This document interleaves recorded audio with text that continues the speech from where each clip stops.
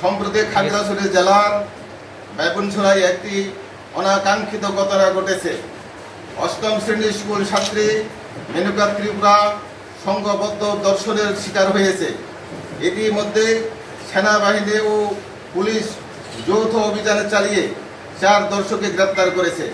খাগড়াছড়ি জেলা বিএনপির সভাপতি ও সাবেক সংসদ সদস্য ওয়াদুদ ভূঁইয়া ধর্ষিতের পাশে দাঁড়িয়েছেন, তার সুচিকিৎসার খোঁজখবর নিয়েছেন এবং সুচিকিৎসার জন্য 1 লক্ষ টাকার আর্থিক সহযোগিতা করেছেন। ঘটনার সুস্থ বিচার ক্ষতিগ্রস্ত পরিবারের পাশে থাকার আশ্বাস দিয়েছেন। আমরা সেনাবাহিনী সহ আইন শৃঙ্খলা বাহিনী ও বিএনপি পরিবারের কাছে কৃতজ্ঞ। তবে দ্রুত সময়ের মধ্যে বাকি আরও 2 ধর্ষককে গ্রেপ্তার সহ দৃষ্টান্তমূলক শাস্তির দাবি জানাচ্ছি। প্রিয় কলম সৈনিক ভাইরা, সম্প্রতি রথযাত্রা চলাকালীন সময় উত্তর ত্রিপুরা কিশোরী বাইবনছড়ার মেলা অংশ নিতে গিয়ে রাত হয়ে যাওয়ার বাড়ি লতিবান পানসরি ফিরতে পারেনি। এই অবস্থায় মেয়েটি বাইবনছড়া তার কাকার বাসায় রাত যাপন করবেন মনস্থির করে তার কাকার বাসায় যান। তার কাকা বাইবনছড়া পুলিশ ফাঁড়িতে ভাড়া বাসায় থাকেন। তিনি কাকার বাসায় ঢোকার পূর্ব মুহূর্তে সেখানে রাতের অন্ধকারের আগে থেকে উঠ পেতে থাকা 6 জন যুবক এই বাসায় ঢুকে কাকা সহ আরো 3 জনকে হাত পা বেঁধে গণপিটুনির পর একটা রুমে তালা মেরে ওই কিশোরীকে পালাক্রমে দর্শন করে এবং প্রাণের ভয় দেখিয়ে হুমকির দিকে চলে যায়। পরদিন ব্যক্তি বাড়িতে চলে যান এবং ঘটনার ভয়াবহতা তিনি মানসিকভাবে ভেঙে পড়েন। লোক লজ্জার ভয়ে এক পর্যায়ে পরিবারকে কিছু না জানিয়ে বিষ পানে আত্মহত্যার চেষ্টা করেন।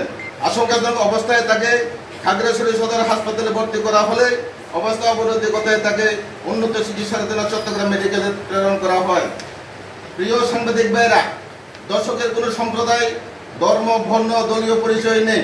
16 তারিখ বুধবার রাতে পরিবারের পক্ষ থেকে 6 জনকে আসামি করে মামলা করার পর রাতে আসামি 1 আরমান হোসেন 32, 2 সাকিব আলম 35, 3 এনায়েত হোসেন 35, 4 সাদ্দাম হোসেন 32 4 জনকে সেনাবাহিনী এবং পুলিশ গ্রেপ্তার করেন এবং অপর 2 আসামিকে গ্রেপ্তারের তৎপরতা চালাচ্ছে বলে জানিয়েছেন। সুপ্রিয় সাংবাদিক বন্ধুরা, দর্শকের কোনো সম্প্রদায়, ধর্ম, বর্ণ, দলীয় পরিচয় নেই। কিন্তু অত্যন্ত দুঃখের বিষয়, সবাই যখন দর্শিতাকে বাঁচানোর জন্য চেষ্টায় লিপ্ত, তখন একটি গোষ্ঠী পরিকল্পিতভাবে সাম্প্রদায়িক ও রাজনৈতিক রূপ দেওয়ার জন্য একটি দলের বিরুদ্ধে অপতৎপরতা চালাচ্ছে। আমরা দেশের প্রচলিত আইন ও প্রশাসনের প্রতি শ্রদ্ধাশীল, কারণ যেখানে মামলা হওয়ার সাথে সাথে আইন শৃঙ্খলা বাহিনী দর্শকদের দৃষ্টান্তমূলক শাস্তির জন্য বিচার প্রক্রিয়া শুরু করেছেন।